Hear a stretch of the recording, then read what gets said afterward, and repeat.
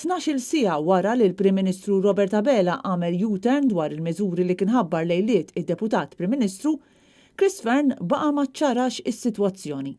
Dan meta d-Deputat Prim Ministru u Ministru tas-Saħħa sejjaħ konferenza tal-aħbarijiet fl-Isptar Ġenerali ta' Għawdex. Fl-isfond tal-konfużjoni li nqala wara d-diskors tal-Prim Ministru l-ġimgħa filgħaxija, Net News staqsa speċifikament lill-Ministru tas-Saħħa biex jiċċara eżatt jekk l-avviż legali li se jippubblika l-Gvern u se jkun ibbażat fuq dak li ħabbaru l-ħamis filgħaxija jew fuq dak li qal il-Prim Ministru il-ġimgħa. Iżda Fearn għall-ewwel wieġeb hekk.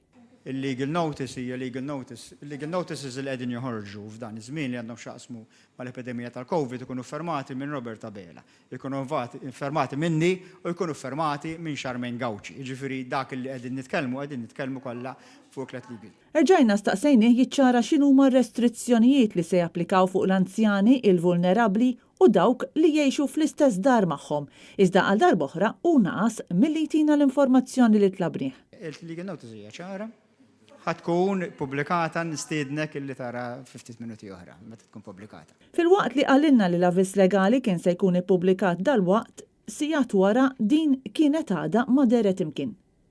Sa dan it-tant fil-konferenza tal-aħbarijiet tħabbar li kienu se jiżdiedu s-sodo tal-pazjenti morda bil-COVID-19 fl-Isptar Ġenerali ta' Għawdex. Sissa pazjenti għawċin bil-virus u li kellhom bżonn ikunu rekoverati fi sptar kienu qed jittieħdu Malta.